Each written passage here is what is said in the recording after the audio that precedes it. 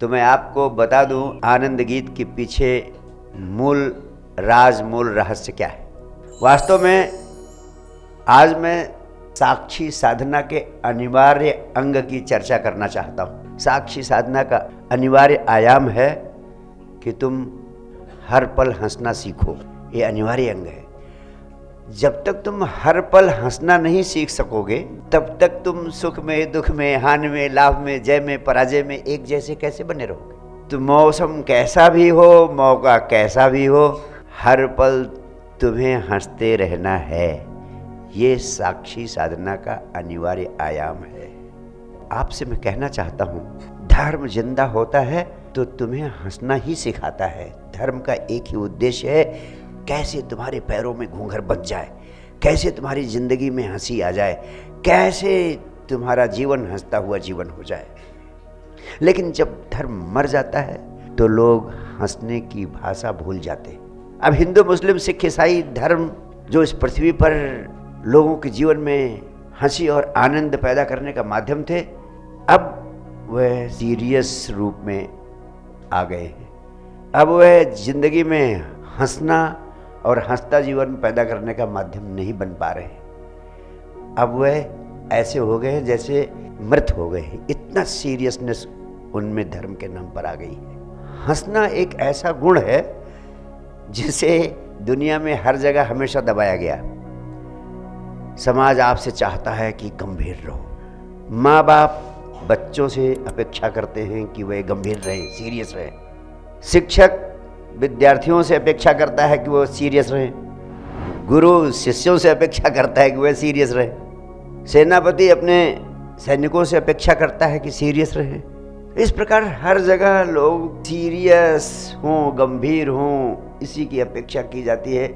इसलिए तमाम लोग इतना सीरियस और इतना गंभीर रहने लगते हैं कि आनंद का क्षण होता है तो भी उनके चेहरे पर हंसी नहीं दिखाई पड़ती।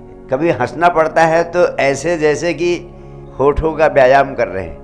आनंद गीत होता है तो भी कुछ लोग इतना सीरियस खड़े रहते हैं कि मैं देखता हूँ ये बेचारे प्रतीक्षा करते हैं कितना जल्दी बंद हो जाए ये। तो आज मैं तुमसे कहना चाहता हूँ, यह अद्भुत शक्ति है, अद्भुत क्षमता है।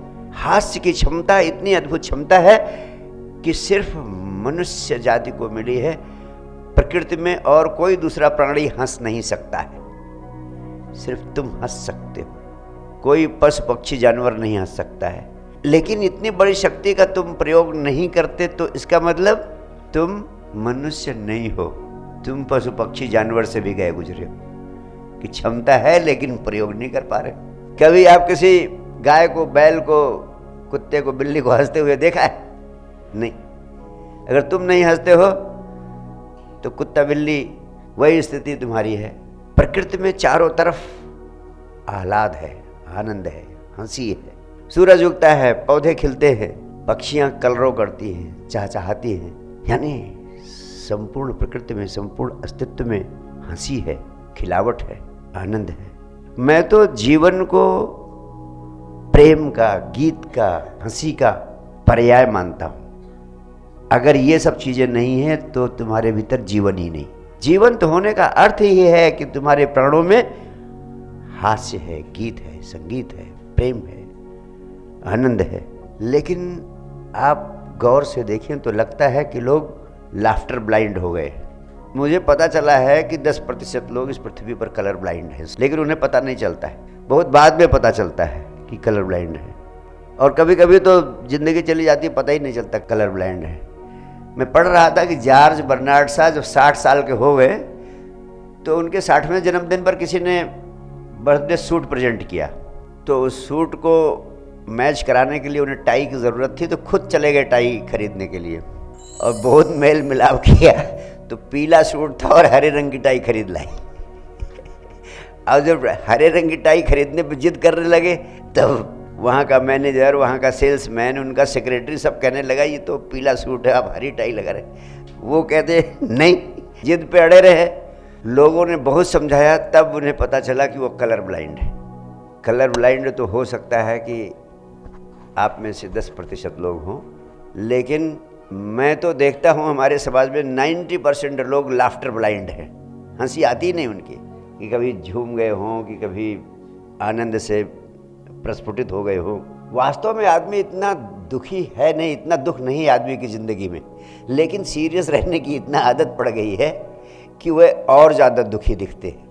आप जितना दुखी दिखते हो उतना दुख भीतर नहीं है, चेहरा देख के लगता है जैसे बहुत दुखों का पहाड़ आपके ऊपर ही टूट पड़ा है, क्योंकि सीरियस रहने की आदत है। बड़े आदमी हैं सीरियस रहते हैं, ज्ञानी आदमी हैं सीरियस रहते हैं, बड़े पदाधिकारी हैं सीरियस रहते हैं। मैं तो ये कहना चाहता हूँ कि अगर तुम जिंदगी को हल्के फुल्के में नहीं लेते हो और हंसते हुए नहीं जीते हो तो तुम आदमी ही नहीं हो। कहते हैं एक मल्टी स्टोरी अपार्टमेंट था, उसके 1 बेडरूम हॉल वाला अपार्टमेंट था। उस मल्टी स्टोरी अपार्टमेंट में एक बड़ी विचित्र घटना घटी। उसमें हर फ्लैट में 1 BHK में कोई ना कोई कपल रहता था, और अक्सर शाम होते ही पति पत्नी में लड़ाई झगड़ा शुरू हो जाता था, तो चीखना चिल्लाना भी मचता था, कप प्लेट भी टूटते थे। लेकिन सबको पता चल गया था कि उनके पड़ोस में यही होता है, और धीरे धीरे सबको पता चल गया था कि हमारे यहाँ ही नहीं, पड़ोसी के यहाँ भी होता है, पड़ोसी के यहाँ ही नहीं उसके पड़ोसी के यहाँ भी होता है, और सबको पता चल गया था धीरे धीरे कि पूरे मल्टी स्टोरी में यही होता है विदाउट एनी एक्सेप्शन। तो आराम से सब लड़ते भिड़ते रहते थे, मौज में रहते, सारे ही मौज में थे, पूरा मल्टी स्टोरी मौज में थी। सालों साल चलता रहा, लेकिन एक परेशानी का कारण भी सामने आ गया। परेशानी का कारण क्या था कि एक फ्लैट में एक सरदार मित्र, उनके यहाँ पति पत्नी में कभी लड़ाई झगड़ा दंगा फसाद किसी प्रकार की हलचल नहीं होती थी। वहाँ से हमेशा हंसने की आवाज़ आती थी, ठहाके लगा के हंसने की आवाज़ आती थी। कभी पति की आवाज़ आती थी हंसने की, और कभी पत्नी की आवाज़ आती थी हंसने की। तो एक दिन सरदार जी सब्जी लेकर वापस आ रहे थे, तो उन्होंने पकड़ लिया लोगों ने, कहा कि अब राज बताना ही पड़ेगा तो सरदार जी ने बताया, जब बहुत मजबूर किया तो उन्होंने कहा, देखो सच्चाई सुनना चाहते हो तो सुनो, पत्नी को आदत है चीज़ों को उठाकर फेंकने की, तो वो कभी मेरी तरफ कप फेंक कभी प्लेट फेंक देती है, कभी उसका निशाना लग जाता है। जब उसका निशाना लग जाता है तो वो खूब ठहाके लगा के हंसती है और जब निशाना नहीं लगता है तो मैं खूब ठहाके लगा के हंसता हूँ। तो ये राज तो पता चल गया, लोगों को बड़ी राहत मिली कि ज़्यादा नहीं थोड़ा ही फर्क है लेकिन मामला गंभीर तब हो गया जब कोई 20 साल बाद कोर्ट में सरदार जी ने डाइवोर्स का मुकदमा दायर कर दिया। जज साहब ने पूछा, आखिर ये बताओ कितने साल हो गए शादी के? उन्होंने कहा 20 साल हो गए। जज साहब ने कहा, अगर 20 साल तुम रह लिए हो, 10-15 साल और रह लो, कौन सी बड़ी भारी बात। सरदार जी ने कहा, अब नहीं संभव है, अब मैं साथ एक क्षण भी, एक दिन भी नहीं रह सकता ना। बात क्या है? जज साहब ने कहा, बताना पड़ेगा बात क्या है, तभी डाइवोर्स मिलेगा, नहीं तो नहीं। उन्होंने कहा, बात यह है कि पहले अक्सर वो निशाना चूक जाती थी, अब वो पक्का निशानेबाज हो गई, एक भी निशाना नहीं चूकती है और मैं शाम तक लहूलुहान हो जाता हूँ अब एक दिन भी उसके साथ गुजार पाना संभव नहीं है। मैं चाहता हूँ कि दुनिया के सारे धर्म जिंदगी में हंसी को प्रोत्साहित करें, और इतना प्रोत्साहित करें, हंसते हुए जीने वाले आदमी को सबसे बड़ा आध्यात्मिक आदमी माना जाए।